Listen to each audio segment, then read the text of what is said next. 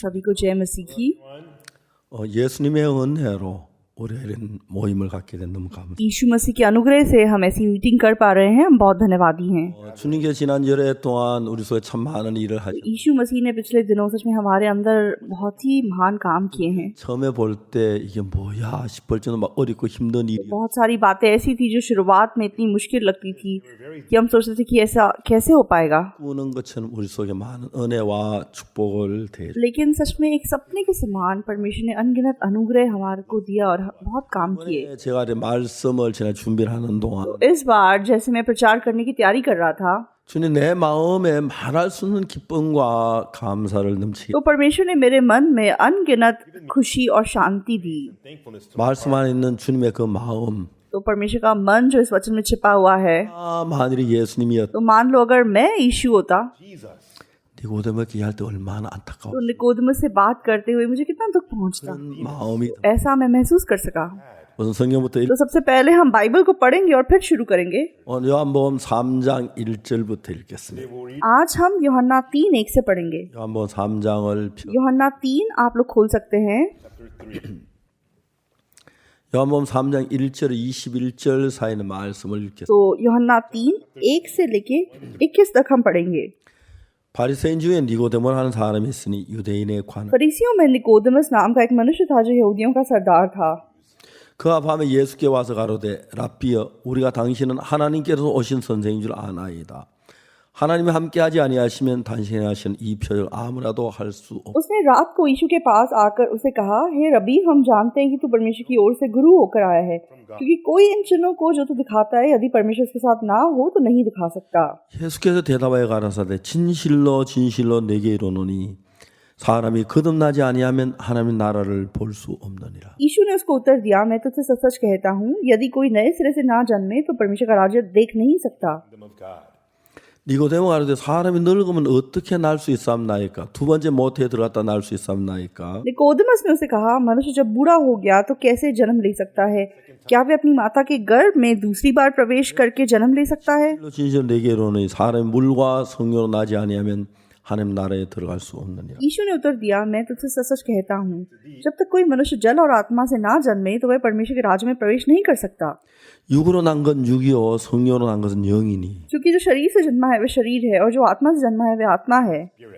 내가 내게 거듭나야 하겠다 하는 말을 기이 여기지 마. अचंबा ना कर कि मैंने तुझसे कहा तुझे नए सिरे से जन्म लेना अवश्य है। 바람이 임의로 불매 내가 그 소리는 들어도 어디서 오며 어디로 간지 알지 못하나니 성령으로 난 사람은 다 이러. हवा जिधर चाहती है उधर चलती है और तू उसका शब्द सुनता है परंतु नहीं जानता कि वह कहाँ से आती है और किधर को जाती है। तो जो कोई आत्मा से जन्मा है वह ऐसा ही है। 어찌 이러한 일이 있을 수 있나요? निकोदेमुस ने उसको उत्तर दिया, ये बातें कैसे हो सकती हैं? 예수께서 가라사대 너는 이스라엘 선생으로 이러한 일을 알지 못하느냐? ये सुनकर यीशु ने उसे कहा, तू इस्राएलियों का गुरु होकर भी क्या इन बातों को नहीं समझता? 진실로 진실로 내게 이르노니 우리 아는 것을 말하고 본 것을 증거하노라.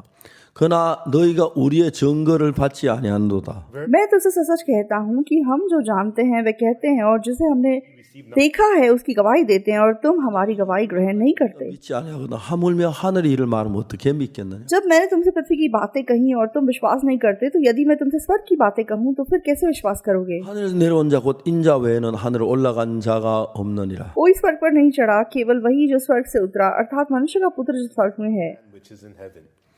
모세 광야에서 뱀을 등같이 인자 돌려야 하리니 और जिस रीति से मूसा ने जंगल में सांप को ऊंचे पर चढ़ाया उसी रीति से अवश्य है कि मनुष्य का पुत्र भी ऊंचे पर चढ़ाया जाए, 영생을 얻게 하려 하십니다. ताकि जो कोई इस पर विश्वास करे वे अनंत जीवन पाए।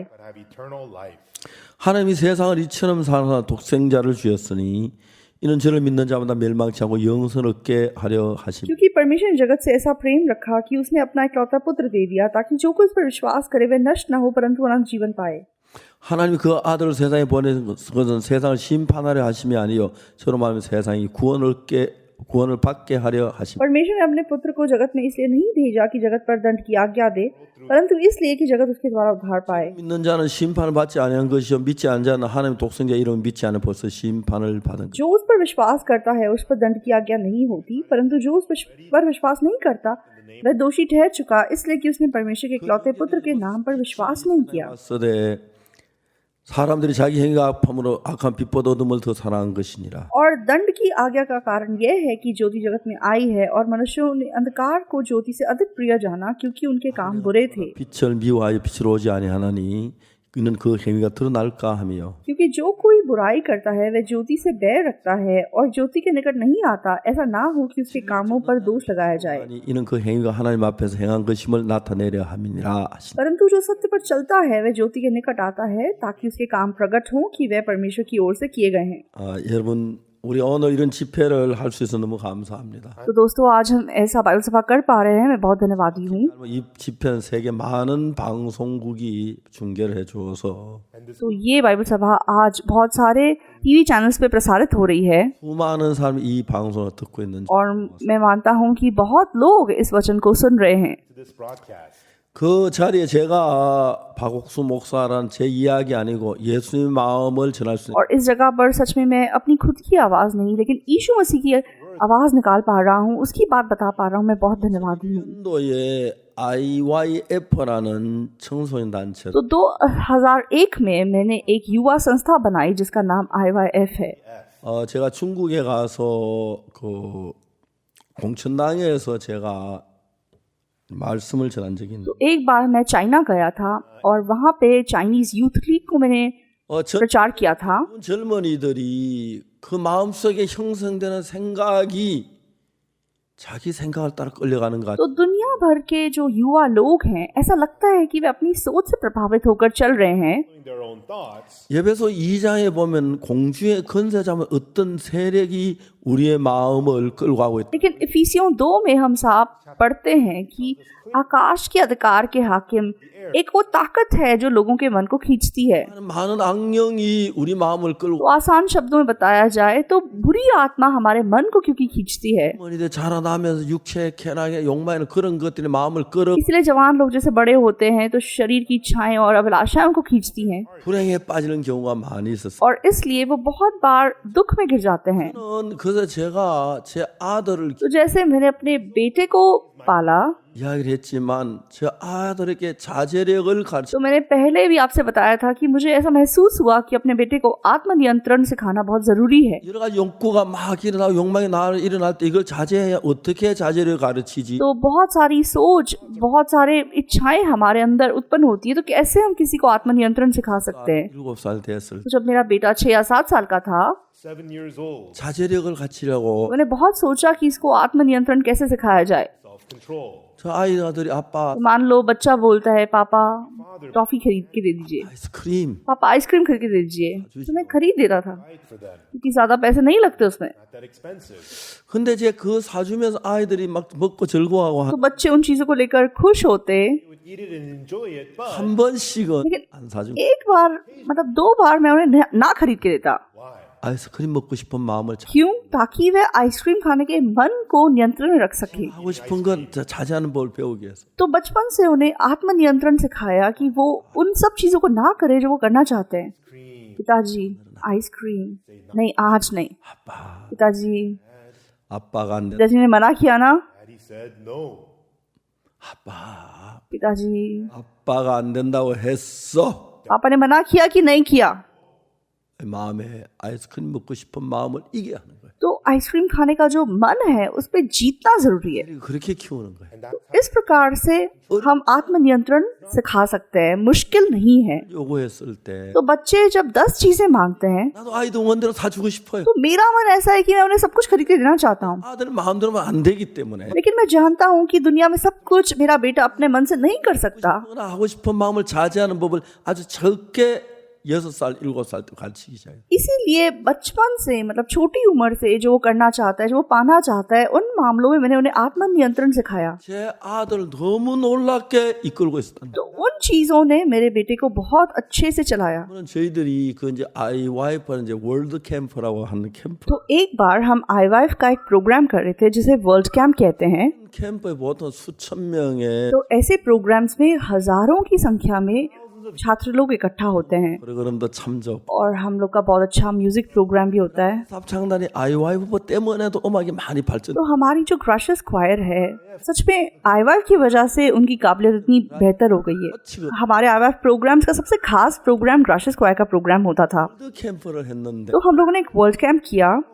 저는 주로 이제 마인드 강의를 해. तो उस वर्ल्ड कैंप में मैं माइंड लेक्चर देता हूँ। 내 세계에 대해 तो मैं मन की दुनिया के बारे में बात करता हूँ। 저녁 이제 첫날째 마인드 강의를 마쳤어. तो पहले शाम को जब मैंने माइंड लेक्चर खत्म किया, 마치고 난 학생들에게 얘기. तो माइंड लेक्चर खत्म करने के बाद मैंने स्टूडेंट्स को क्या बोला, 셀폰이 있어요. तुम लोगों के पास सेलफोन है? 야, 있지요. हाँ, सबके पास है। 이제 이 강의 마치고 तो आज ये प्रोग्राम खत्म होने के बाद 아버지께 전화. आप लोग किसी शांत जगह पे जाना और अपने पिताजी को फोन करना 참 감사해. और उनको बोलना, पिताजी धन्यवाद, 아버지가 우리를 위해서 하신 일 정말 너무너무 많은. पिताजी आपने हमारे लिए कितना कुछ किया है। 다 알지요. 그냥 지나가. तो हम जानते हैं, लेकिन कभी इसके बारे में बात नहीं की। 그냥 감사다. लेकिन एक बार आप अपने पिताजी को आज धन्यवाद बोलना। 그리고 또 이런 이야기도 그냥 और आप ऐसी बात भी बोल सकते हो, 제 친구는 हाँ मेरा दोस्त है जिसके पिता नहीं है, 엄마랑 वो अपनी माँ के साथ बहुत मुश्किल से रह रहा है। 전 아빠가 있어서 우리 집 लेकिन पिताजी हमारे घर में आप हैं, इसलिए हमारा परिवार कितना मजबूत है। 그런지 정 아빠하고 이야기 어색. तो अगर आपको थोड़ी शर्म आती है पापा से बात करने में, 오늘 제 망고 나무나 코코넛 나무. तो आप जाकर किसी कोकोनट के पेड़ या आम के पेड़ से बात करो। 그러나 제 캠프를 마치고 그 많은 학생들이 전부 다 전화기를. तो उस दिन जब प्रोग्राम खत्म हुआ तो सारे स्टूडेंट्स अपना अपना फोन लेके बाहर चले गए। 그날 아침에 아주 일어나서 성령 찬대가 제 행사. अगले दिन सुबह सुबह एक गाड़ी हमारे वेन्यू पे पहुंची 그 사람이 차에서 내리더니 중년 신사. और एक व्यक्ति मतलब उस गाड़ी से नीचे उतरे। 여기 내 딸 아이가 캠프에 와. तो वो बोलने लगे कि मेरी बेटी इस कैंप में आई हुई है।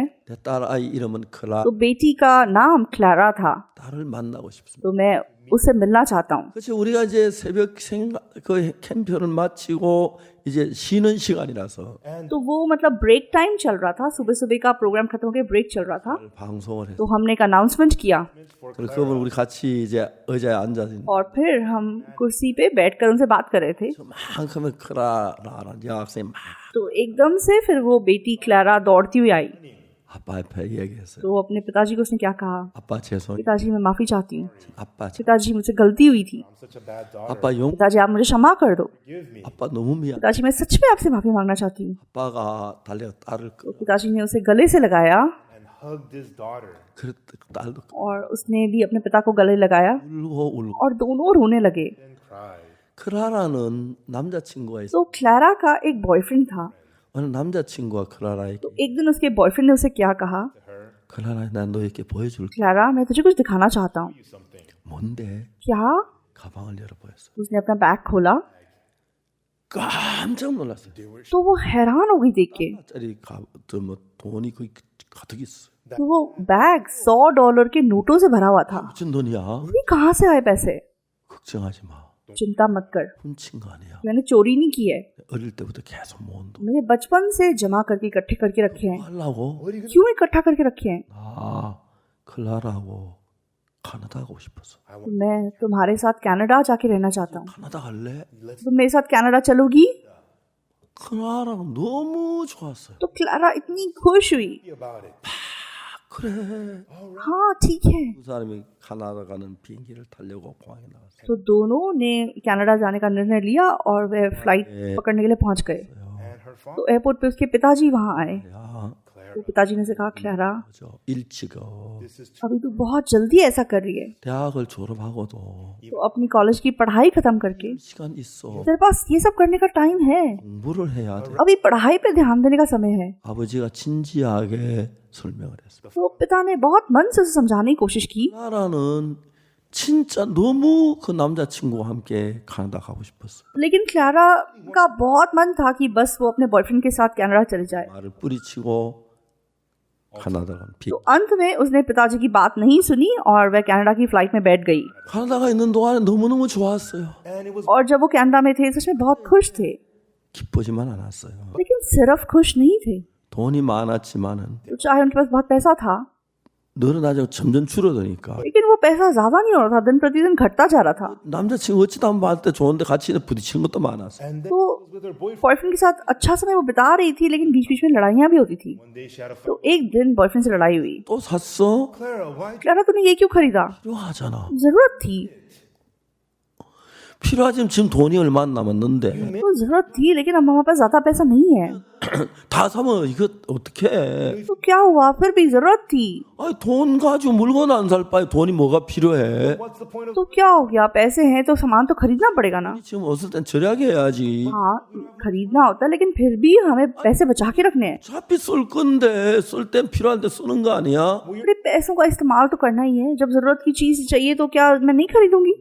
this? तो यही सब कुछ नहीं था। 마음의 부딪힘이 남자친구 점점 그라 이렇게 불편해. तो इस प्रकार मतलब The boy बॉयफ्रेंड और क्लारा का मन हमेशा टकराता रहता था। more uncomfortable. 어느 날 그래 도저히 있을 수가 없어서 एक बार क्लारा मतलब और इसको बर्दाश्त नहीं कर पाई 멕시코 시티로 비행기를 타고 왔어요. और उसने मेक्सिको का प्लेन पकड़ा और घर वापस आ गई। And her father found out. और पिताजी को पता चला, पिताजी उसे लेने एयरपोर्ट आए। 후에 아버지가 서 계신 걸 봤어요. And Clara क्लारा ने एयरपोर्ट पे अपने पिताजी को देखा, reports. 아빠 하면 달려가서 안기고 싶어. तो उसके मन में वो पिताजी कहते हुए जाके गले लगाना चाहती है, 다른 마음 한쪽에서 लेकिन उसके मन के कोने में 내가 아빠 말을 거스르는 मैंने पापा की बात नहीं सुनी थी, 아빠 말을 막 어겼는데 मैं उनकी बात को नहीं मान के गई थी। 미안해서 तो उसे बहुत मतलब शर्म आ रही थी अपने पिताजी को फेस करते हुए। 빨리 달려가고 싶고 तो वह पिता को मिलना चाहती थी, उन्हें गले लगाना चाहती थी, 난 아빠 나쁜 딸이 लेकिन उसके मन में नहीं, मैं बहुत बुरी बेटी हूँ। बस वो चुपचाप से मतलब 나와가지고 She came out a different दूसरे रास्ते से चली गई and went home. और अपने घर चली गई। 아빠 같이 손잡고 와서 집에 아빠 차 타고 왔으면 너무 좋아. तो अगर वो पिता के साथ एक ही गाड़ी में घर आती तो बहुत अच्छा होता, 그날부터 그런 아빠가 너무 미안했어요. लेकिन उस दिन से उसको पिता के प्रति बहुत माफी मांगने का मन आया, क्योंकि उसने इतनी बड़ी गलती की थी। 누구를 대할 수가 इसलिए वो अपना चेहरा मतलब पिता को दिखा नहीं पा रही थी। 출근할 때까지 침대에 누워서 이불 뒤 तो वो सारा दिन मतलब सोती रहती थी जब तक पिताजी ऑफिस के लिए ना निकल जाए। 하루가 지나. और ऐसे ऐसे दिन बीतते गए 아버지가 점점 불편해. और उसके मन में बेचैनी बढ़ती चली गई। 그러다 이제 IYF 캠프에서 और ऐसे जीने के दौरान उसने IVF कैंप में भाग लिया। 첫날 저녁에 아빠에게 전화하는 그 부탁을 तो पहले दिन जब मैंने इनको बताया था कि हाँ तुम लोग अपने पिताजी को फोन करो, 그날 저녁 오늘 아빠한테 전화를 해요. तब उसे लगा कि हाँ मुझे अपने पिताजी को फोन करना चाहिए। 목사님 시킬 때 해야지. हाँ पास्टर ने बोला है करो तो मैं करूंगी, 아빠한테 전화. तो इसलिए उसने अपने पिताजी को फोन किया। 아빠 पिताजी, Father, 클라라예요. मैं क्लारा बोल रही हूँ। 아빠 너무 잘못했어요. पिताजी मुझसे गलती हो गई, 내가 잘못했는 मैंने बहुत गलत किया है। 정말 잘못했다 말하기 그렇게 힘이 पिताजी मैं आपको अभी तक माफी नहीं मांग पाई, 전화로 말씀드리는데 I'm telling आज मैं फोन पे आपको बताना चाहती हूँ, पिताजी मुझे माफ कर दो। 아빠가 사랑하는 딸의 전화를 거 밤새도 잠을 못 पिताजी को जब बेटी ने इस प्रकार फोन किया वो पूरी रात सो नहीं पाए। 날이 밝자마자 तो जैसे ही अगले दिन सुबह हुई 아빠 견딜 수 차를 몰고 행사 तो बर्दाश्त नहीं कर पाए, इसलिए वो मतलब अपनी गाड़ी लेके उस वेन्यू तक पहुंच गए। 딸이 아빠 앞에 아빠 잘못했어요. और तब पिताजी के सामने बेटी आई और उसने माफी मांगी, मैं बुरी बेटी थी। 잘하고 싶었는데 पिताजी मैं अच्छे से आपके साथ रहना चाहती थी, लेकिन मैंने बहुत गलत काम किया, मुझे क्षमा कर दीजिए। 아빠 딸 끌어안고 울고 पिताजी ने उसे गले लगाया 나라도 और वो दोनों रोए। 그렇게 아름다운 और उसके बाद से सच में वो एक सुंदर परिवार बन गए। 하나님과 우리 사이도 그렇잖아요. परमेश्वर हमारे बीच में भी ऐसा है, 갖고 싶은데 हम परमेश्वर के नजदीक जाना चाहते हैं, हम परमेश्वर का अच्छा रिश्ता बनाना चाहते हैं, 미안한 마음. लेकिन हमें मतलब कुछ गलत महसूस होता है, हमें ऐसा महसूस होता है हमने कुछ गलत किया है। 근데 이제 우리가 여기서 하나님이 우리에게 요구하는 게 लेकिन 뭐냐면 यहाँ पे अगर हम सोच के देखेंगे कि परमेश्वर मुझसे क्या चाहता है, 위대한 일을 한다든지 तो मैं कोई बहुत महान काम करूं, 만 불씩 하는 게 बहुत ही लाखों करोड़ों रुपए उसे चंदे में दूं, 내 생명을 या अपने जीवन को उसके लिए बलिदान दूं, 방남의 종이 돼. मैं उसका सेवक बन जाऊं। 하나님 우리에게 그거 요구한. परमेश्वर ये सब चीजें हमसे नहीं चाहता। 다만 하나님이 크라라 아빠와 크라라가 마음이 서로 तो जिस प्रकार क्लारा और उसके पिताजी का मन साथ साथ बह सका, one another. 하나님과 우리 사이에 마음이 흐르는 그 자체 तो परमेश्वर सिर्फ ये चाहता है कि हमारा और परमेश्वर का मन साथ साथ बह सके। 어떻게 하는 거 우리가 막 तो परमेश्वर हमारा मन साथ साथ कैसे बह सकता है? 아주가 बहुत ही आसान सी बात है।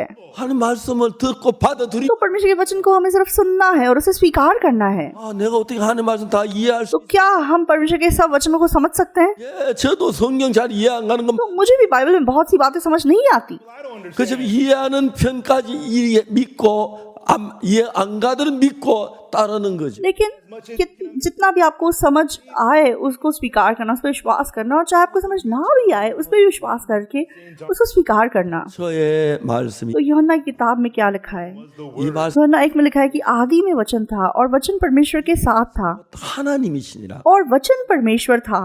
말씀 자체가 하나님이라고 했어요. तो ये वचन ही परमेश्वर है। 이제 하나님과 함께 계셨으며 यही आदि में परमेश्वर के साथ था। 함께 그런 말씀에 지연바 되었으니 सब कुछ उसी के द्वारा उत्पन्न हुआ, जो कुछ उत्पन्न हुआ है 없이는 된 거죠. उसमें से कोई भी वस्तु उसके बिना उत्पन्न नहीं हुई। 내려가서 Let's go down. और उसके आगे नीचे अगर हम जाएं 육신의 우리 가운데 그 하심에 तो वचन देदारी हुआ और हमारे बीच में आया 아버지의 독생자의 영광이요 은혜와 진리가 और अनुग्रह और सच्चाई से परिपूर्ण होकर हमारे बीच में डेरा किया और हमने उसकी ऐसी महिमा देखी जैसी पिता के इकलौते की महिमा। और थोड़ा सा और नीचे जाने के बाद 자기 백성 영접지 아니하였으나 वह अपने घर आया और उसके अपनों ने उसे ग्रहण नहीं किया, 영접하는 자 곧 그 이름을 믿는 자들에게는 परंतु जितनों ने उसे ग्रहण किया उसने उन्हें परमेश्वर की संतान होने का अधिकार दिया, अर्थात उन्हें जो उसके नाम पर विश्वास रखते हैं।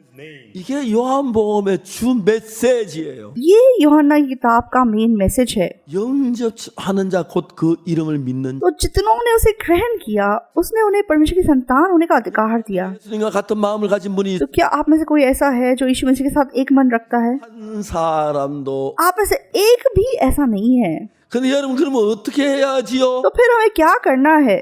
그 말씀을 받아들이는 거면 됩니다. हमें बस उसके वचन को ग्रहण करना है। 나요? उसको ग्रहण कैसे करना है? 그냥 이해가 안 가지만 तो चाहे आपको समझ में ना आए 그들은 믿음으로 받아들이면 되는 거. उसे बस विश्वास से स्वीकार करना है। 그러면 그 말씀 내 마음에 들어와 내 마음을 지배하게 돼요. तो वो वचन जब हमारे मन में प्रवेश करता है तो वो हमारे मन पे राज्य करता है। 하나님이시기 때문에 यीशु क्योंकि परमेश्वर है 많은 생각이 계시고 능력이 있으시고 तो उसके पास बहुत सोच है, उसके पास ताकत है, उसके पास बुद्धि है। 아니고 육신을 따라 살았기 때문에 और मैं मनुष्य हूँ, मैं अपनी सोच से जिया हूँ, 따라할 수 없고 इसलिए मैं उसकी बराबरी नहीं कर सकता, मैं उसको नहीं समझ सकता, 이해할 수가 없어요. उसकी सब बातों को नहीं समझ सकता। 그 똑같이 또 이해가 돼서 믿습니다. तो क्या आपको विश्वास करने के लिए समझना जरूरी है? 제가 조셉 목사 तो मान लो जोसेफ पास्टर और मैं खाना खाने साथ साथ जाते हैं, 조셉 목사 뭐 드실래요? तो पास्टर जोसेफ आप क्या खाएंगे? 나 우리 감자탕 맛있는 मुझे ये आलू का सूप बहुत पसंद है, आप वो खाएंगे? 여러분 한국에는 감자탕이란 게 재미가 तो कोरिया में एक डिश है जिसको आलू का सूप बोलते हैं। 계신 여러분 한국 와도 꼭 감자탕 한번 먹어. तो जो विदेशी लोग यहाँ आते हैं वो जरूर उस डिश को खाते हैं। 나도 처음에 감자탕이라 감자라가 뭘 끓이는 तो जब मैंने इस डिश का नाम सुना था आलू का सूप तो मुझे लगा ये आलू से बनता होगा, 감자 그리고 조금만 있고 लेकिन उसमें आलू ज्यादा नहीं होता। 짐승의 뼈가 잔뜩 들어있어. तो वो मतलब हड्डियों से बना हुआ सूप होता है, 그 뼈에 붙은 살이 있는데 मतलब हड्डियों के साथ बहुत सारा मांस भी होता है। 보통 요리사가 뼈에서 살을 발가내 가지고 이제 살은 따로 놓고 뼈를 이제 तो ज्यादातर जब मतलब लोग खाना कुछ पकाते हैं तो वो हड्डियों से मांस को अलग करते हैं और हड्डियों को फेंक देते हैं, 감자가 있는 줄 알았는데 감자탕 감자가 아니에요. लेकिन इसको मतलब आलू का सूप कहते हैं, लेकिन इसमें आलू नहीं होते, बहुत मतलब हड्डी के साथ लगा हुआ मांस होता है। Potatoes, and it's called potato soup. 짐승의 뼈가 붙은 그 뼈에 붙은 그 고기를 깨물어 तो मतलब हड्डियां होती है बहुत सारी जिसमें बहुत मांस लगा हुआ है और उसका सूप बनाते हैं। 약간 좀 이렇게 저 수준 낮은 요리 같긴 한데 ज्यादा मतलब बहुत महंगा खाना नहीं है ये, 점잖은 외국인들 저 오셔서 같이 대접하니까 좋아하더라고요. लेकिन विदेशियों को जब भी ये खिलाया जाता है उन्हें बहुत पसंद आता है। तो इसको मतलब आलू का सूप खमजाथांग कहते हैं। 감자탕 잡숴볼래요? तो मैंने पूछा आप ये खाना चाहते हो? 감자탕이 어떤 건데? आलू का सूप वो क्या होता है? 그 감자 뼈다귀 हाँ, उसमें और आलू और हड्डियां मिला के सूप जैसा बनाते हैं, बहुत स्वाद होता है। 한번 먹어볼게요. हाँ ठीक है, मैं खा के देखता हूँ। सोचा वो समझ नहीं सकते क्या है, 모르지 뭐. उसको नहीं पता क्या है, उसने कभी खाया नहीं है। 나 경험은 다 아는 것만 लेकिन क्या हम बस वही चीजें खाते हैं जो हमने पहले से समझी हैं, जानी है? Have you ever eaten anything like तो ये क्या चीज होती है, इसमें क्या होता है, मैं खा के देखना चाहता हूँ। 예, हाँ ठीक है, चलो खा के देखते हैं। 설마 먹는 건데 뭐 तो पहली बार खा रहे हैं लेकिन फिर भी खा के देखते हैं, 먹는 거야. तो ऐसा करके हम खा लेते हैं। 자, 예수님이 하시는 다 तो यीशु मसीह जो भी बोलते हैं हम सब कुछ कैसे समझ सकते हैं? 받아 먹으면 맛을 보면 아 이런 लेकिन मतलब खा के देखो, चख के देखो, पता चलेगा कि हाँ ये आलू का सूप होता है।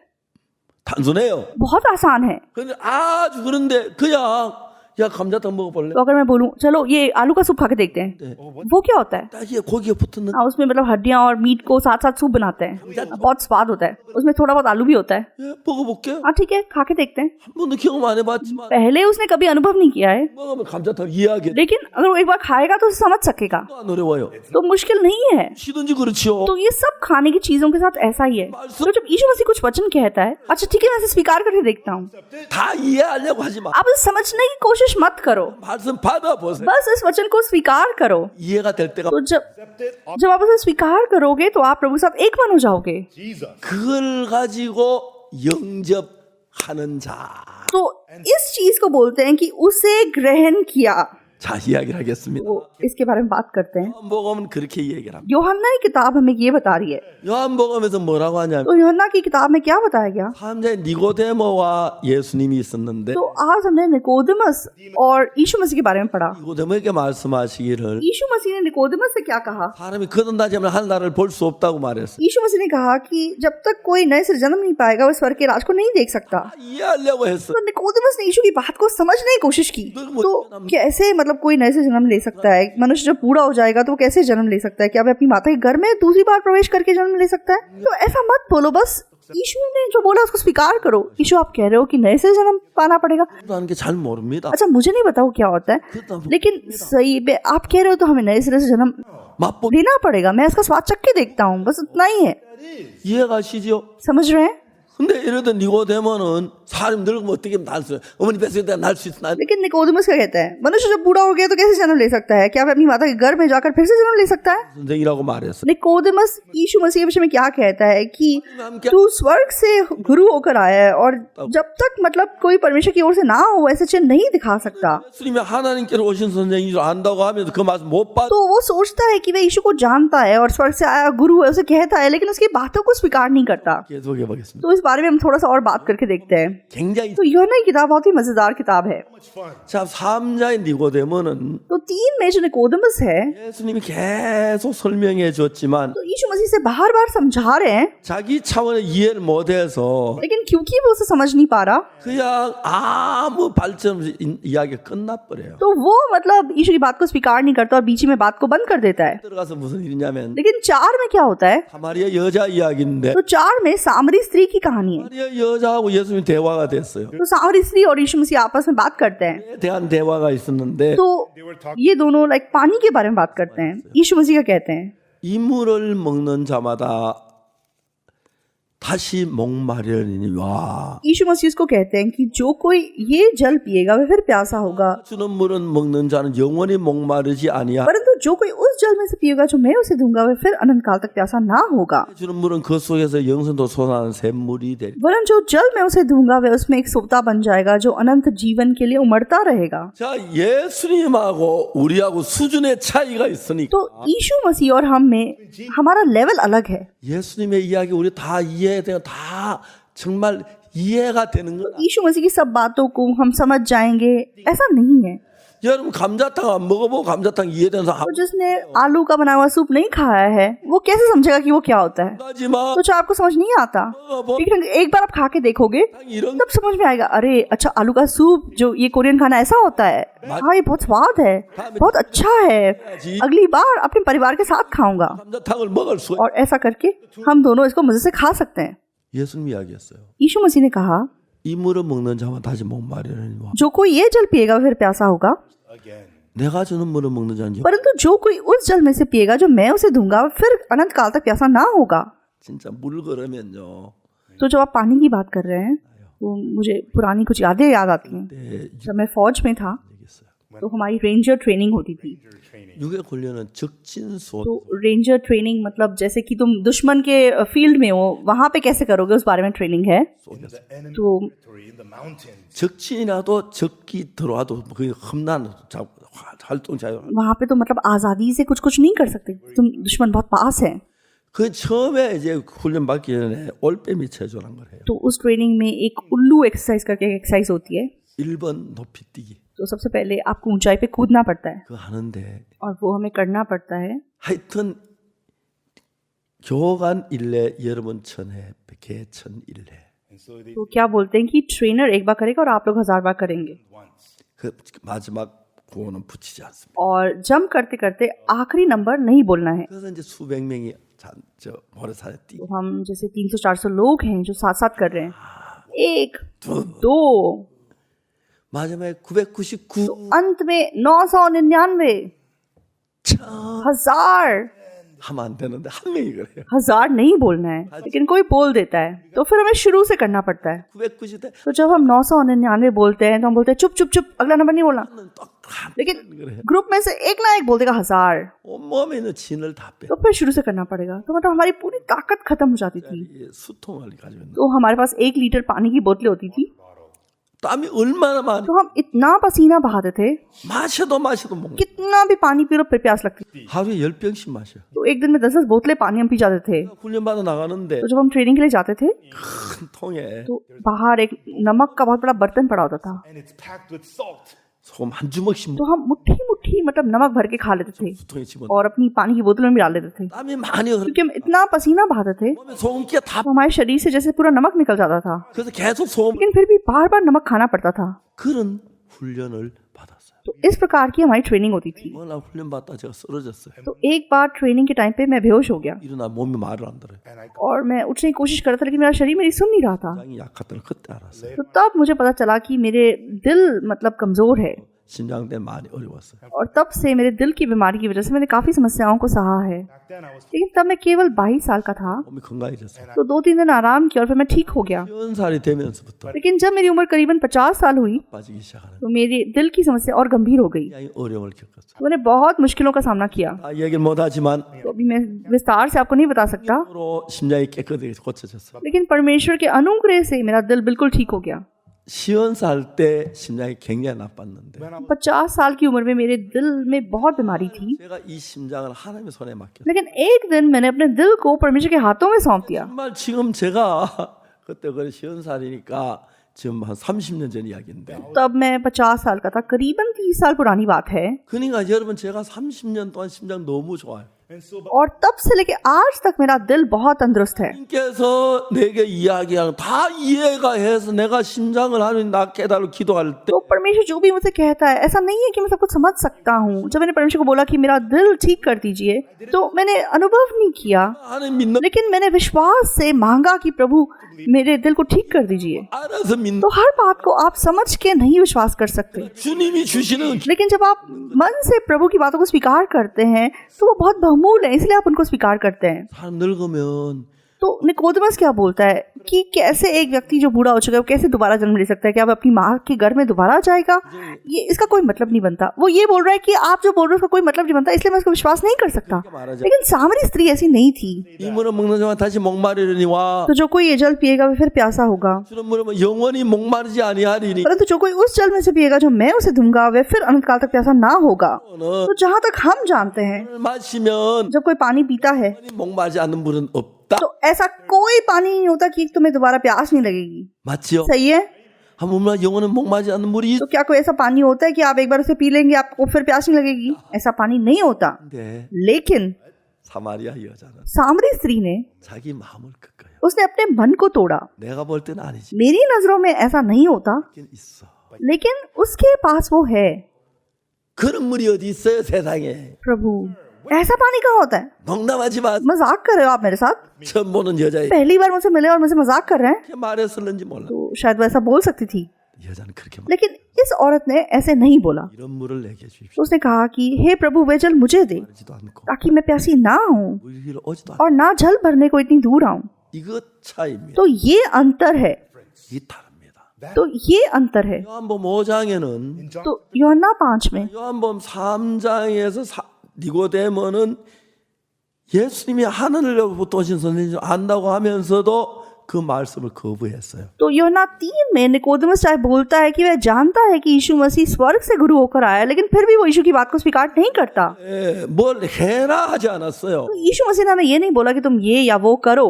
자기 땅에 오매 तो वह अपने ही लोगों के बीच में आया, लेकिन उसके लोगों ने उसे स्वीकार नहीं किया। 이름을 믿는 자 लेकिन जितनों ने उसे ग्रहण किया और उसके नाम पे विश्वास किया, उन्हें उसने परमेश्वर का पुत्र कहलाने का अधिकार दिया। 그냥 받아들이라는 तो बस उसके वचन को स्वीकार करना है, 다 이해하려고 하지 말고 उसको समझने की कोशिश नहीं करनी है। Even though you don't तो चाहे आपको समझ ना आए, लेकिन प्रभु का वचन 틀리니까 क्योंकि ये सच है 이해 못합니다. तो आपको समझ नहीं आ सकता, 말고 तो समझने की कोशिश मत करो, 들이 बस विश्वास से इसको स्वीकार करो। 저거는 예수님이야.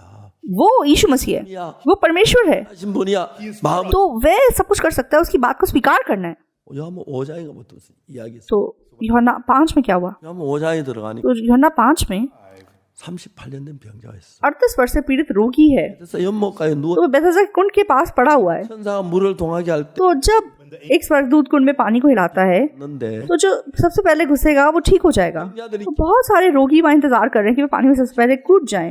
लेकिन ये जो 38 वर्ष से पीड़ित रोगी है, 가에 있는 게 아니라 वह कुंड के पास नहीं है, वह दूर में पड़ा हुआ है। at a spot away. 왜 क्यों? 천사가 물을 동하는 걸 봐도 क्योंकि चाहे वह स्वर्गदूत को पानी हिलाते हुए देख ले, 가려고 빨무둥치도 안 돼서 तो वो कितनी भी कोशिश कर ले, वे अंदर नहीं जा सकता। 그렇게 할 수 있도록 봐도 안 돼. इसलिए चाहे वो देखेगा, फिर वो भी नहीं जा सकता, 자기가 내려가 다른 사람 내려가 버리. क्योंकि जब वो जाने वाला होता है कोई और उससे पहले उतर जाता है।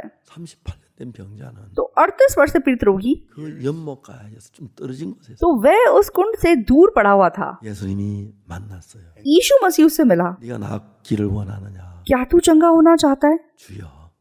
물이 동할 때 나를 못에 넣어주는 내가 한 또한 다 삽니다. हे प्रभु, मेरे पास कोई मनुष्य नहीं कि जब पानी हिलाया जाए तो मुझे कुंड में उतारे, परंतु मेरे पहुंचते पहुंचते दूसरा मुझसे पहले उतर जाता है। 마음 속에 38 वर्ष से पीड़ित रोगी के मन में 진실한 마음을 담아서 이야기해요. तो वह अपने मन की सच्चाई से यीशु को बताता है। 하지만 मैंने बहुत बार पानी को हिलते हुए देखा है, 네, तो मुझे जल्दी उतरना है, 하니까 लेकिन मैं नहीं उतर सकता। 모든 치도 몸이 움직이지 तो- 않으니까 मैंने कितने भी हाथ पैर मार लिए, मैं अंदर नहीं जा सकता, इसलिए कोई और मुझसे पहले उतर जाता है।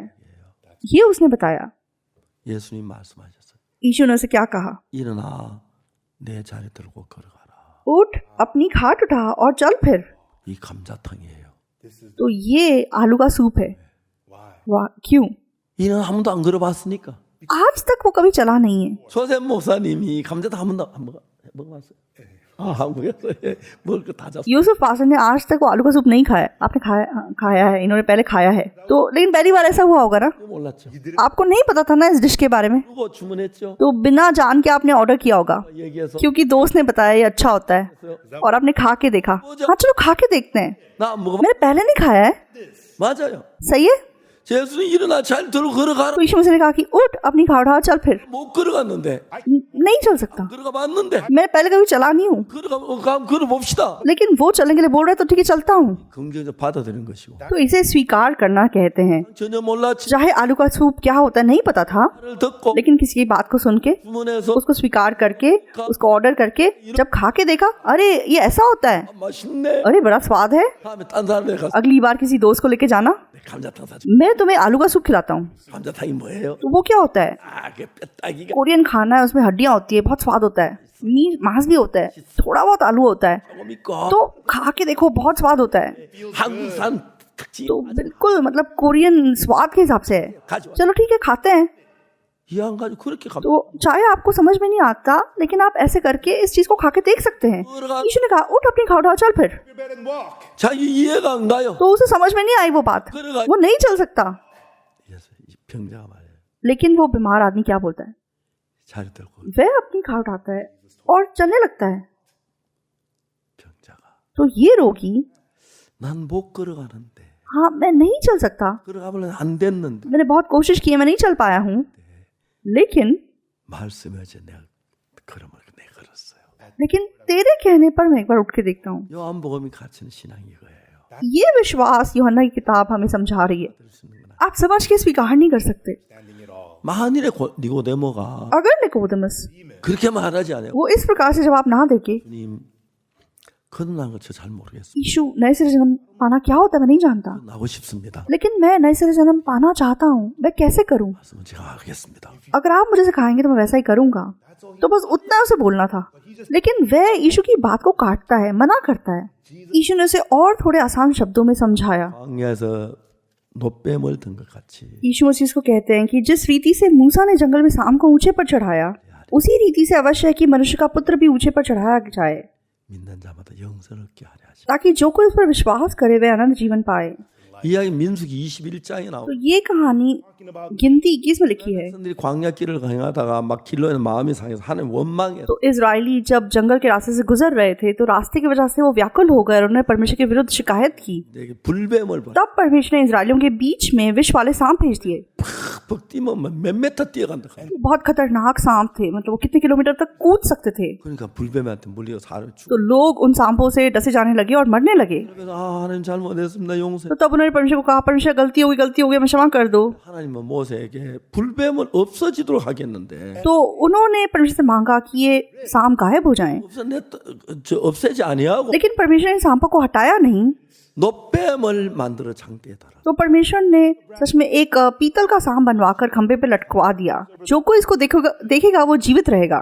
तो हमेशा ऐसा है। 이해가 तो चाहे हमें समझ में नहीं आता, 독사에게 물려 죽어왔는데 तो आप मतलब डसे गए हो और मरने वाले हो, लेकिन आप 이해가 안 가요. उस पीतल के सांप को देखोगे तो आप जिंदा रहेंगे। ये कैसे समझा जा सकता है? आप नहीं समझ सकते, लेकिन विश्वास करना है। 내가 무슨 얘기를 할 때 तो जब पास्टर जोसेफ और मैं बात करते हैं, 모세에 무슨 얘기를 하든 जब मैं इनको कुछ बात बताता हूँ, 안 가는 이야기 तो हम ऐसी बात कर सकते हैं जो हमें समझ में ना आए। तो सिर्फ आलू के सूप के बारे में नहीं, 안 가지. बहुत सी ऐसी बातें हो सकती हैं कि उन्हें समझ में ना आए, लेकिन नहीं, हाँ ये विश्वास योग्य व्यक्ति अगर ये कुछ बोल रहे हैं तो मुझे इस बात को स्वीकार करना है। और ऐसा सोच के अगर वो स्वीकार करेंगे तो वे उसे अनुभव कर सकेंगे और फिर स्वीकार कर सकेंगे और इसको विश्वास कर सकेंगे। 경험에 तो चाहे इन चीजों को आपने पहले अनुभव नहीं किया है, लेकिन आपको 경험이 되는 거지. समझने के लिए अनुभव करना होगा। 경험이 되는 건 아니니까. तो बिना अनुभव किया आप कैसे उसको समझ सकते हैं?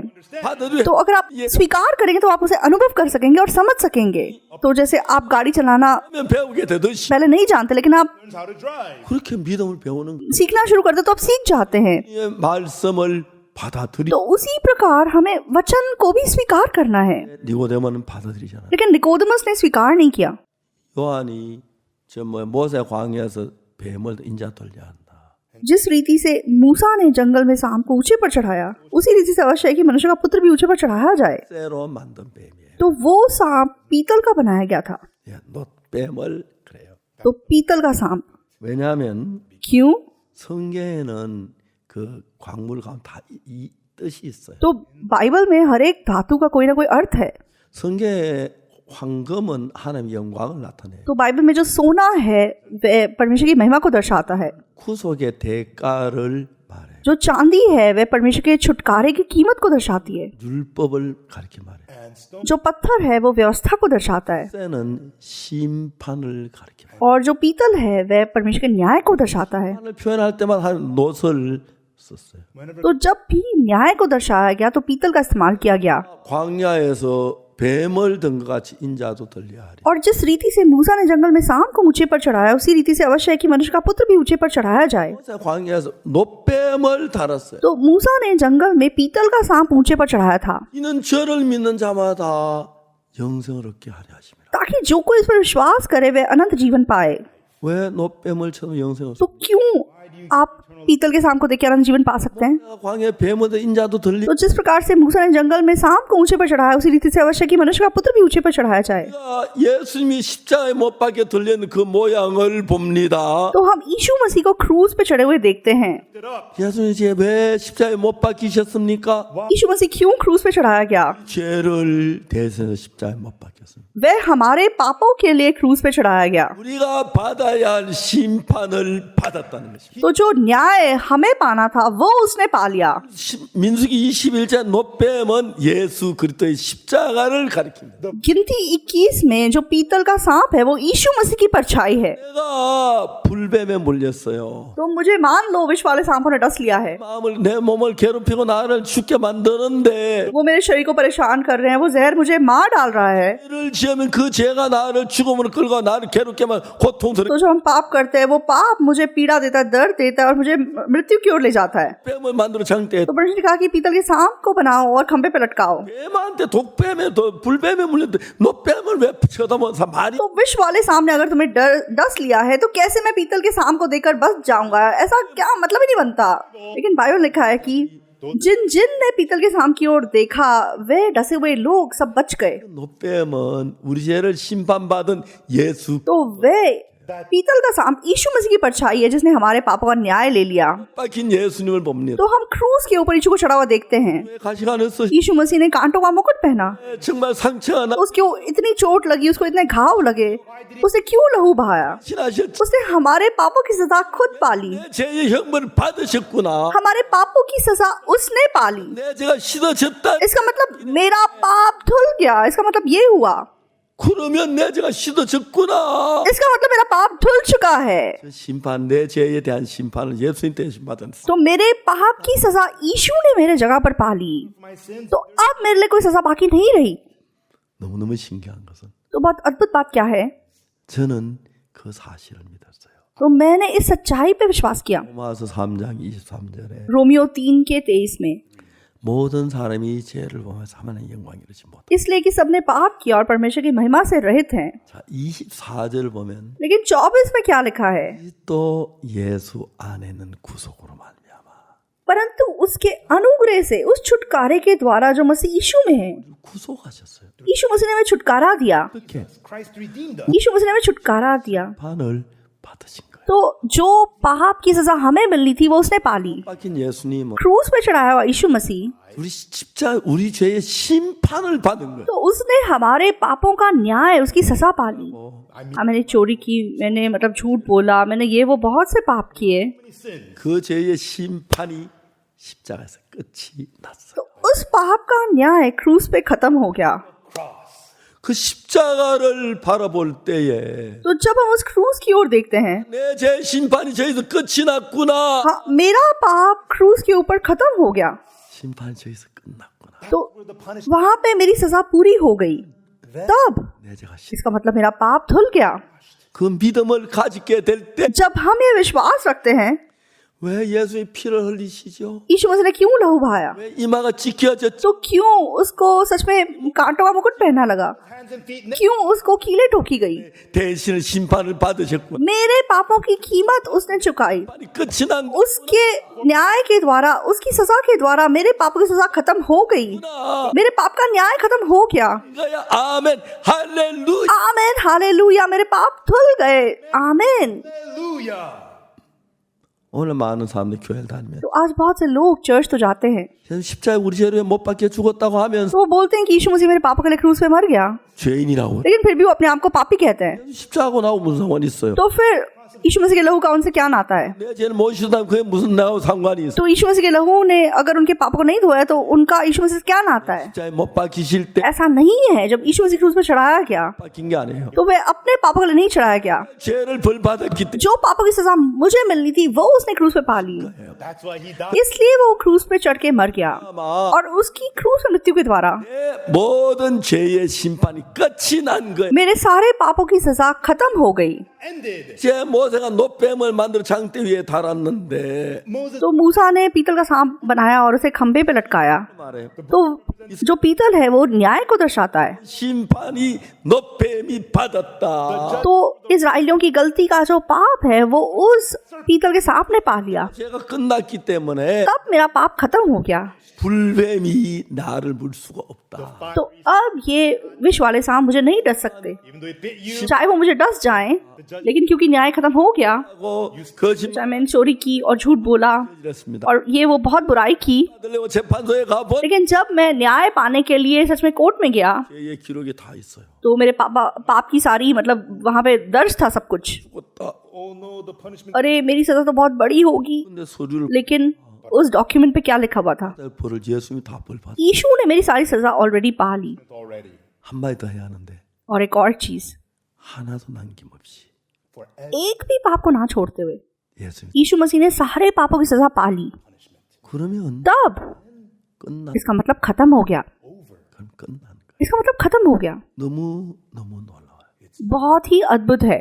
그러니까 이제 우리는 그 예수님이 죄를 안 사해놓고 노뱀을 단 거 인자 들리 아니 그 아니에요. तो यीशु मसीह हमारे पाप को धोए बिना ऐसा नहीं है कि कह रहा है कि जैसे सांप को खंबे पे लटकाया गया वैसे मनुष्य के पुत्र को भी ऊंचे पर चढ़ाया जाएगा। 대구 매일 신문 기자 그 정규부터 एक बार मैं देगू में एक बाइबल सभा कर रहा था, तो देगू डेली न्यूज़पेपर का न्यूज़ रिपोर्टर मुझसे मिलने आया। 목사님 잠깐만 시간 내주세요. उसने पूछा, पास्टर आपके पास थोड़ा टाइम है, मुझसे बात कर सकते हैं? मैंने कहा हाँ जरूर।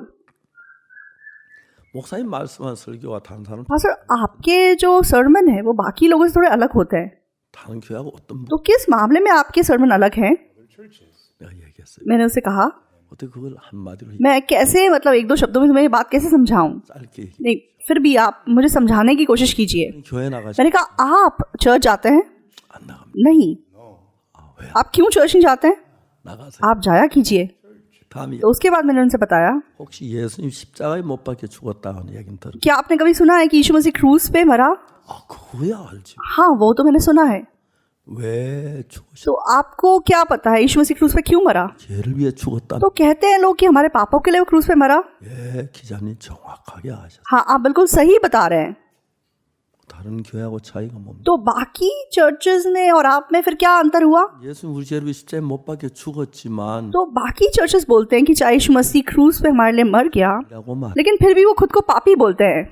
그런 교회들이 많습니다. तो बहुत से चर्चेस ऐसे हैं, 저는 그렇지 않아요. लेकिन मैं ऐसा नहीं कहता। 제가 죄를 많이 지었지만 चाहे मैंने बहुत पाप किया है, 십자가에 내 모든 죄를 위해 죽으셨기 लेकिन क्योंकि यीशु मसीह मेरे सारे पापों के लिए क्रूस पे मर गया, 처럼 헤어졌고 इसलिए मेरे पाप बर्फ की तरह सफेद साफ धुल गए। And he washed them away. और क्योंकि उसने मेरे सारे पाप धो दिए, इसलिए मैं कहता हूँ कि मेरे अंदर पाप नहीं है। तो ऐसा लगता है कि बहुत घमंडी बात है, 나이 같은 ऐसा लगता है कि मैं कुछ ज्यादा ही बोल रहा हूँ, 내 죄가 사해진 건 확실합니다. लेकिन ये पक्की बात है कि मेरे पाप धुल चुके हैं, 깨끗하시다. साफ धुल चुके हैं। 그분이 저한테 물었어요. तो उसने मुझे क्या बोला?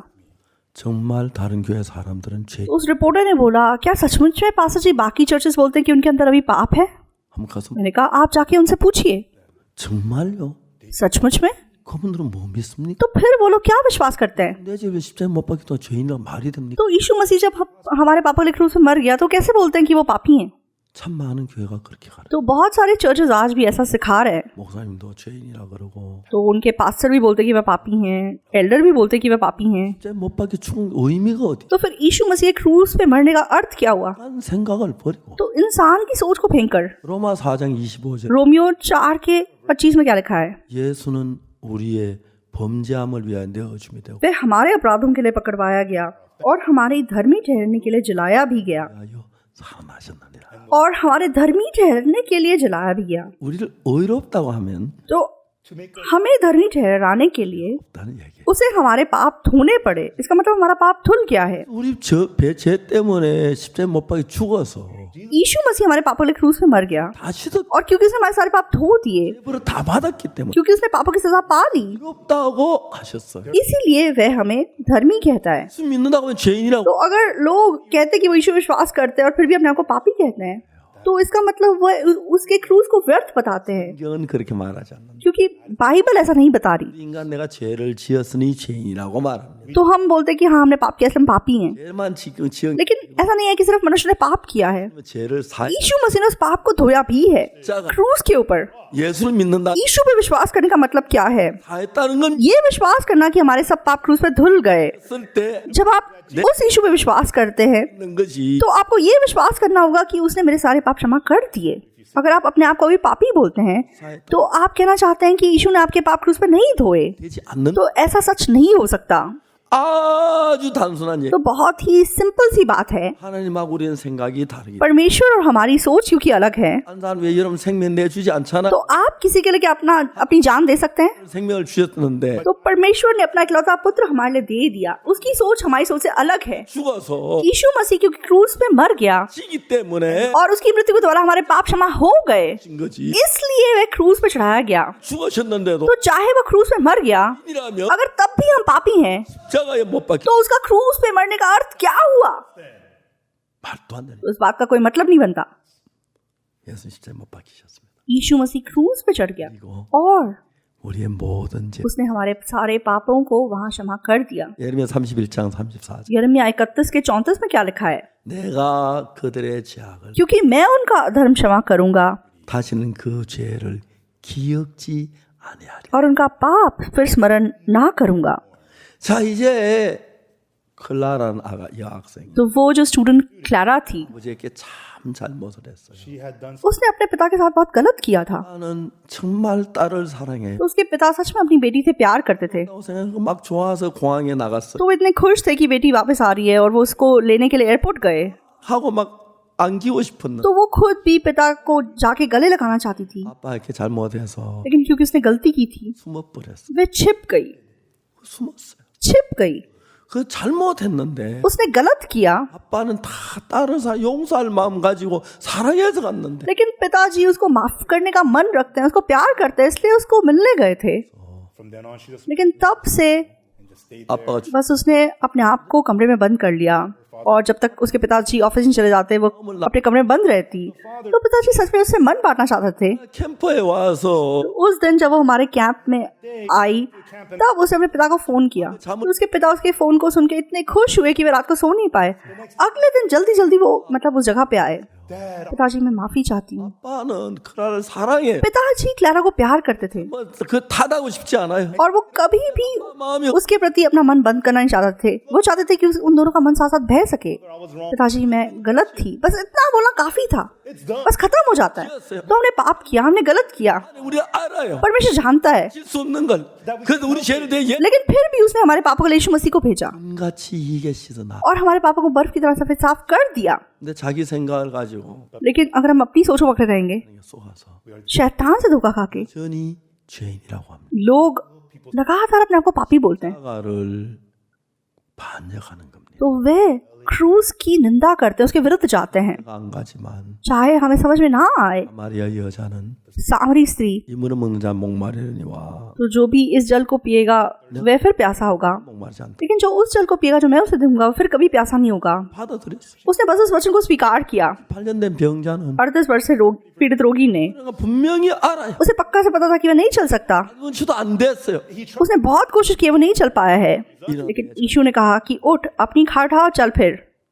예수님 저분은 हाँ, यीशु मसीह 하나님이시니까 वो परमेश्वर है। 저분이 걸어가라고 하시네. अगर वो मुझे कह रहा है कि मैं चलूं 저분이 말이 맞아. तो उसकी बात सही है, तो उसका मतलब मैं चल सकता हूँ। 저도 그래요. तो मेरे साथ भी ऐसा ही है, 내가 그들의 죄악을 사하고 क्योंकि मैं उनके अधर्म क्षमा करूंगा 사실 그 죄를 और उनके पाप को फिर स्मरण नहीं करूंगा। ये परमेश्वर का वचन है। 내 죄를 다 परमेश्वर ने मेरे सारे पाप धो दिए 다시 और परमेश्वर कहता है कि वह उनको दोबारा स्मरण भी नहीं करता। 거짓말 परमेश्वर झूठा नहीं है। Lie? 왜? क्यों? 내 죄 기억하시면 अगर परमेश्वर मेरे पाप को याद करेगा 얼마나 부끄럽겠어. I'd be so तो मुझे कितनी शर्मिंदगी होगी। 도망다니 하는지 몰라. तो मैं शायद परमेश्वर के सामने इधर उधर भागता रहूंगा क्लारा के समान। 그들의 죄악. इसलिए प्रभु ने कहा है कि उसने मेरे पाप क्षमा कर दिए और वो कहता है कि वह उनको स्मरण भी नहीं करेगा। 그 말씀 그대로 받아들이면 돼요. तो हमें उस वचन को सिर्फ स्वीकार करना है। 의논할 것도 없고 내 죄가 사해졌구나. तो हमें कोई शर्तों को उसके साथ जोड़ने की जरूरत नहीं है, कुछ बोलने की जरूरत नहीं है। प्रभु कहता है कि मेरे पाप क्षमा हो गए, इसका मतलब वो क्षमा हो गए हैं। वो कहता है कि वो स्मरण नहीं करता, तो वो स्मरण नहीं करता। ये बातें प्रभु ने बाइबल के कोने कोने में लिख के रखी हुई हैं। तो आप अपनी सोच विश्वास मत कीजिए, इसमें विश्वास कीजिए, तब 내가 지금 알고 있는 상태하고 다른 하나님의 것을 받아들이는 것입니다. तो आप उन चीजों को स्वीकार कर सकेंगे जो आपसे मैच नहीं करती। 너희 생각과 다르다. परमेश्वर कहता है कि मेरी सोच और तेरी सोच अलग है। 다릅니다. हाँ, अलग है, 하나 아는 것은 लेकिन एक चीज जो मैं जानता हूँ, परमेश्वर मुझसे प्यार करता है 그 말씀 और वो मेरा उद्धार करता है। मैंने बस उस वचन को स्वीकार किया। 때때로 양심에 तो चाहे मेरे पास बहुत पाप था और चाहे मेरे विवेक में कभी चुभन महसूस होती, 그냥 예수님이 죄를 사했다. लेकिन यीशु ने मेरे पाप धो दिए। यीशु कहता है कि वो मेरे पापों को फिर कभी स्मरण नहीं करता। 믿었어요. मैंने बस विश्वास किया, 사셨구나. हाँ, परमेश्वर ने मेरे पाप धो दिए, 기억지 아니하시는 분. वो मेरे पापों को याद नहीं करता। 놀라웠습니다. तो बहुत ही अद्भुत था। I believe. मैंने विश्वास किया, 안에 하나님 마음이 들어왔어요. From then on, तो तब से मेरे मन में परमेश्वर का मन आ सका। 마음이 연합되면서 और जब परमेश्वर का मन मेरे मन में आया, 이끄시고 वो मन सच में मेरी अगुवाई करने लगा 상상할 수 없는 새로운 세계로 और वो मुझे एक नई दुनिया में ले गया जो अभी तक मैंने कल्पना नहीं की थी। 놀랍고 감사한 तो जिस प्रकार परमेश्वर ने काम किया वो इतना अद्भुत था और मैं बहुत धन्यवादी था। 사랑하시는 다 용서하시는데 तो क्लारा के पिता उसे प्यार करते थे, उसे क्षमा कर चुके थे, 마음을 닫고 लेकिन उसने अपनी तरफ से मन बंद कर लिया 말 한마디 하니까 और जब उसने एक बात पिता को बोली 다 용서해서 사랑하셨 तो उसे पता चला कि पिता ने पहले से ही उसे क्षमा कर दिया था। 너 죄인이라고 하지 마 तो हम आगे को खुद को पापी ना कहें। 여러분의 모든 죄의 형벌이 끝이 क्रूस पे आपकी सब पापों की सजा पूरी हो गई है। 생각을 믿지 마 आप अपनी सोच पे विश्वास मत कीजिए, 하나님 말씀을 परमेश्वर के वचन पे विश्वास कीजिए। 그 죄를 기억지 परमेश्वर कहता है कि आपको पापों को स्मरण नहीं करता, 씻어졌다 वो कहता है कि बर्फ की तरफ वे सफेद साफ हो चुके हैं। 생각이 기억이 ना도 तो चाहे आपकी सोच में आपको याद आता है, 씻어진 죄야 लेकिन ये धुल चुके हैं। 감자탕 먹듯이 जैसे आप कोरियन आलू का सूप खाएंगे और उसे अनुभव करेंगे, 말은 마음에 파 तो आप अपने मन में स्वीकार कीजिए कि 내 죄를 기억하지 यीशु मसीह ने आपके पाप धो दिए और वह आपके पापों को फिर याद नहीं करता, तो आप उज्जवल हो जाएंगे, आप खुश हो जाएंगे, 영성 आपके मन में पवित्र आत्मा वास कर सकेगा। 왜못 봤습니까 और 사탄이 막았습니다 शैतान इस चीज को रोकने की कोशिश करता है। आप उस शैतान से धोखा मत खाइए, चाहे कोई भी पाप क्यों ना हो। ऐसा कोई पाप नहीं जो क्रूस पे नहीं सुलझ गया हो। 죽음심으로 यीशु की मृत्यु के द्वारा क्रूस के ऊपर 문제가 끝 हमारे सब पाप धुल गए। 그리고 클라라 아가씨는 तो वो लड़की क्लारा, 아버지가 너무 화목하게 살고 तो वे पिता के साथ एक मन करके फिर जीवन जी सकी। और उसके बाद जब मैं उस देश में दोबारा गया, मैंने सुना कि उसकी शादी होने वाली है 친구와요 अपने बॉयफ्रेंड के साथ। 그래 너무 복된 삶을 살게 और मैं विश्वास करता हूँ कि आज भी वो आशीषित जीवन जी रही है। 하나님은 인간 사랑 가지고 우리를 못 건지기 때문에 तो मनुष्य के प्यार से परमेश्वर हमें नहीं बचा सकता था, 살 수 없는 더 큰 사랑을 इसलिए परमेश्वर के पास ऐसा अद्भुत प्यार है जिसको मनुष्य नहीं समझ सकता। 이해하려고 आप उसे समझने की कोशिश मत कीजिए, 하나님 말씀 परमेश्वर के वचन को जो कहते हो विश्वास कीजिए। 나는 못 तो चाहे मैं नहीं चल सकता, 예수님이 걸어가라면 लेकिन अगर यीशु मसीह मुझे बोलता है कि चल तो मैं चल सकता हूँ, 정말 죄를 못 씻어 तो मैं चाहे अपने पाप नहीं धो सकता, 예수님 씻었 लेकिन यीशु मसीह अगर कहता है कि उसने मेरे पाप धो दिए तो उसने धो दिए। 우리 죄를 기억지 않다면 그 परमेश्वर अगर कहते हैं कि वो आपके पापों को स्मरण नहीं करता तो विश्वास कीजिए कि वो स्मरण नहीं करता। ये यीशु पे विश्वास करना है। 내 생각 따라 사는 तो अपनी सोच पे पीछे चल के नहीं जीना, यीशु के वचन को स्वीकार करके जो कहते हो उसके हिसाब से जीना, 모든 사람이 죄를 범하였음에 क्योंकि सबने पाप किया 못하더니 और परमेश्वर की महिमा से रहित हैं। 24 24 में, रोमियो 3:24 में, परंतु 말미암아 उस अनुग्रह से जो मसीह यीशु में है सेंत में धर्मी ठहराया जाता है। यीशु मसीह ने सच में हमें सेंत में धर्मी ठहराया है, उसने हमें पापों से छुड़ाया है, 하나님 오늘 값없이 의롭다 하심을 얻은 자 됐다. उसके द्वारा हम धर्मी ठहराए गए हैं। 조셉 목사님 예수님께서 조셉 목사님 의롭다고 하셨어요. तो जोसेफ पास्टर को यीशु मसीह ने कहा कि वे धर्मी हैं। 여러분 의롭다고 하셨어요. यीशु मसीह ने आप लोगों को कहा कि आप धर्मी हैं। Will you not? क्या आप विश्वास नहीं करेंगे? क्या आप फिर भी अपने आप को पापी बोलेंगे? 기대입니다. Then you become an enemy. तो आप यीशु के शत्रु बन जाएंगे। विश्वास कीजिए, 하지만 चाहे मुझे नहीं पता, 많이 지었지만 चाहे मैंने बहुत पाप किया, 예수님이 의롭다면 लेकिन अगर यीशु मसीह मुझे धर्मी कहता है 의로운 게 맞아. तो मैं धर्मी हूँ, ये सही है। 그게 예수를 믿는 것입니다. ये यीशु मसीह में विश्वास करना है। 죄에서 해방받습니다. Then you तब आप अपने पापों से स्वतंत्र हो जाएंगे। 기도 안 해도 됩니다. आपको पहाड़ों पे जाके प्रार्थना करने की जरूरत नहीं है, रात रात प्रार्थना करने की जरूरत नहीं है, ये वो करने की जरूरत नहीं है। 죄인인 것 같은데 आपकी सोच में चाहे आपको लगता है कि आप पापी हैं, 지금 나는 어렵다 하시네. लेकिन यीशु मसीह मुझे धर्मी कहता है। 씻어졌다 그러네. यीशु मसीह कहता है कि मैं बर्फ की तरह सफेद साफ धुल गया हूँ। 면 तो अगर वो कहता है कि मेरे पाप बर्फ की तरह सफेद साफ धुल गए हैं, तो चाहे मुझे महसूस भी हो कि मेरे अंदर पाप है, लेकिन मेरे पाप धुल चुके हैं। 그렇게 믿는 겁니다. इस प्रकार से विश्वास करना है, 그게 예수를 믿는. ये यीशु पे विश्वास करना है। 여러분 생각을 옛 생각보다 높이지 마십시오. तो आप अपनी सोच को ऊंचा मत उठाइए। 어떤 생각을 가졌든지 간에 आपके पास कोई भी सोच क्यों ना हो, 그 사실을 सच्चाई क्या है, 되길 바랍니다. I hope you will believe this truth. मैं आशा करता हूँ कि आप इस सच्चाई पे विश्वास करेंगे। 놀라운 하나님이 마음이 연결. तो आपका मन परमेश्वर के अद्भुत मन से जुड़ जाएगा 그때부터 하나님 여러분 인도하시고 और तब से परमेश्वर आपकी अगुवाई करेगा 성령이 우리 속에 들어오셔. और परमेश्वर का आत्मा आपके अंदर प्रवेश करेगा। 우리가 악한 영에 이끌림 받으면 तो पहले हम बुरी आत्मा से चलाए चल रहे थे 나하고 가정되고 정말 무배 삶을 살았는데 और हम सच में वासना से भरा हुआ गंदा घिनौना जीवन जी रहे थे। 여러분 마음에 임하시. लेकिन जब पवित्र आत्मा आपके मन में वास करेगा, 주의 말씀을 받아들이시며 अगर आप यीशु के वचन को स्वीकार करेंगे, 주의 영의 이끌림을 받으시며 अगर आप यीशु के आत्मा से चलाए जाएंगे, 여러분 달라질 수 밖에 없어. तो आप बदले बिना नहीं रह सकेंगे। 내 생각으로 살지 마. आप अपनी सोच से मत जिए, 예수님의 생각, 마음으로 살. आप यीशु के मन से जिए। 내 생각, 예수 생각이 다를 때 तो जब आपकी सोच और यीशु की सोच अलग हो, 생각을 받들지 말고 तो आप अपनी सोच को स्वीकार मत कीजिए, 받들십시오. Accept the words of यीशु के वचनों को स्वीकार कीजिए। 하는데 आपको लगता है आप नहीं चल सकते, 걸어가. लेकिन यीशु अगर बोल रहा है कि चल, 그러면 걸어가야지. तो मैं चल सकता हूँ। 난 죄인이라고 मैं सोचता हूँ कि मैं पापी हूँ, 예수님 어렵다. यीशु अगर मुझे धर्मी कहता है 그러면 의로 तो फिर मैं धर्मी हूँ। 내가 틀렸지 예수님 मैं गलत हूँ, यीशु गलत नहीं हो सकता। 똑똑한 게 मैं यीशु से ज्यादा होशियार नहीं हूँ। 난 정말 죄가 많다고 तो मैंने सोचा मेरे अंदर बहुत पाप है, 생각해. 내 죄를 기억지 लेकिन प्रभु कहता है कि मेरे पापों को स्मरण नहीं करता, तो इसका मतलब नहीं करता, 않는 것이. उसने धो दिया। 마음을 믿지 आप अपने मन पे विश्वास मत कीजिए, 하나님의 말씀을 믿는. परमेश्वर के वचन पे विश्वास कीजिए। 그럼 여러분들이 예수님의 마음으로 살게 됩니다. मैं आशा करता हूँ कि आप यीशु मसीह के मन से जिएंगे। 이제 내년이면 तो अगले साल 예수 믿은 지 60, मुझे यीशु पे विश्वास करते हुए 60 साल पूरे हो जाएंगे। 뭐 어제 같은 거 तो ऐसा लगता है कि आजकल की बात है। years already. 머리도 하얘졌고 तो अब मेरे बाल सफ़ेद हो गए 많아졌습니다. And I'm old. और मैं काफ़ी बुजुर्ग हो गया हूँ, 축에 이제 속한 And wherever I go, I'm considered. और मैं जहाँ पे भी जाऊँ मैं बुजुर्ग माना जाता हूँ। 그 62년도에 तो 1962 में 처음으로 내 죄가 사해졌다는 사실을 성경부터 깨달았습니다. तो मैंने पहली बार विश्वास किया था कि मेरे पाप धुल गए हैं। 내가 특별한 경험한 게 तो ऐसा नहीं है कि मैंने कुछ बहुत नया कुछ अनुभव किया। बाइबल ऐसा कह रही थी 사해졌. कि मेरे पाप क्षमा हो गए हैं। 한 우리 죄를 기억지 않아. परमेश्वर कह रहा था कि वे मेरे पापों को याद नहीं करता। 내 죄가 사해졌다. तो बाइबल अगर कह रही है कि मेरे पाप धुल गए हैं, 해진 거. तो इसका मतलब मेरे पाप धुल गए हैं। 히브리 10장 14절에서 इब्रानियों 10 के 14 में, 저가 한 제물로 거룩하게 된 자들을 क्योंकि उसने एक ही चढ़ावे के द्वारा उन्हें जो पवित्र किए जाते हैं 계획하셨느니라. Perfected. सर्वदा के लिए सिद्ध कर दिया है। 나를 거룩하게 하셨을 뿐 아니라 तो उसने ना केवल हमें पवित्र किया, 이 온전케 하셨습니다. उसने हमें सर्वदा के लिए सिद्ध भी कर दिया। 그래서 Therefore, इसलिए 말씀대로 according to the इस वचन के अनुसार 우리 온전합니다. I am perfect. हम सर्वदा के लिए सिद्ध हैं। 하셨습니다. परमेश्वर ने ऐसा किया है। 사랑하는 여러분, Loving folk. प्यारे भाई बहनों, 버리고 आप अपनी सोच को फेंकिए।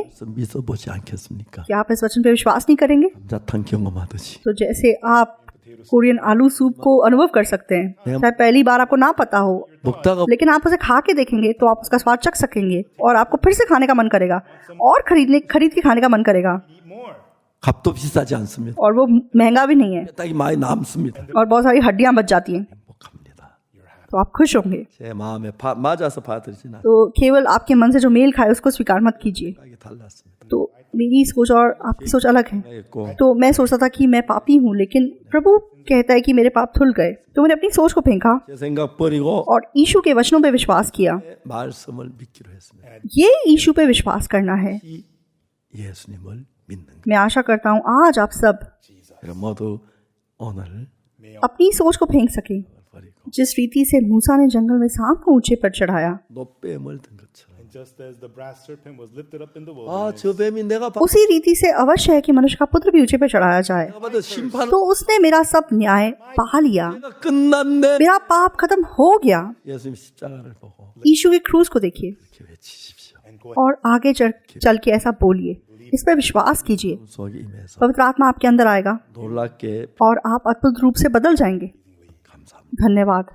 हम प्रार्थना करेंगे। 거룩하신 하나님 우리 아버지 앞에 감사를 드립니다. पवित्र पिता परमेश्वर, आपको धन्यवाद देते हैं। 주는 우리를 위해서 예수님을 보내주셨고 आपने हमारे लिए यीशु मसीह को भेजा 십자가 우리 모든 죄를 씻어주셨습니다. और क्रूस पे हमारे सारे पापों को आपने धो दिया। 너무 놀라웠습니다. प्रभु, ये कितना अद्भुत है। 니고데모는 निकोदेमस, 하늘에 오신 선생이라고 하면서도 चाहे उसने बोला कि यीशु मसीह स्वर्ग से आया हुआ गुरु है, लेकिन उसने उस पर विश्वास नहीं किया, अपनी ढीठ सोच पर विश्वास किया। लेकिन अर्थस्वर से पीड़ित रोगी, सामरी स्त्री, 이해가 안 가지만 चाहे लोगों को समझ में नहीं आया, 이해할 수가 없습니다. हाँ मुझे सब समझ में नहीं आ सकता, लेकिन मैं विश्वास करता हूँ। परमेश्वर झूठ नहीं बोलता। उन्होंने विश्वास किया 깨 변했습니다. और वह अद्भुत रूप से बदल गए। 내 생각하고 예수 생각 같이 믿을 수는 없습니다. हम अपनी सोच यीशु की सोच पे साथ साथ विश्वास नहीं कर सकते। हम अपनी सोच को फेंक सकें 받으리면 और यीशु के वचन को स्वीकार कर सकें। 믿습니다. मैं आशा करता हूँ कि ऐसा हो सके। 내가 तो ये अनुग्रह 전 세계 만민들에게 임하게 되길 सच में सारे लोगों के मन में आ सके। 모두 오늘부터 죄인이 아닌 तो इस जगह पे हम जो कोई भी है, 다는 말씀을 हम पापी नहीं है, हम विश्वास करें कि हमारे पाप धुल गए, 믿게 해줘. हम विश्वास करें कि हम धर्मी हैं, 예수졌다는 그 말씀 हम विश्वास करें कि हमारे पाप बर्फ की तरह सफेद साफ हो गए हैं 복되게 살. और यीशु मसीह के सामने हम एक उज्जवल जीवन जी सकें। धन्यवाद। 예수 그리스도 이름으로 기도. यीशु मसीह के नाम से प्रार्थना करते हैं, आमीन। 여러분 대단히 감사. बहुत बहुत धन्यवाद सबको।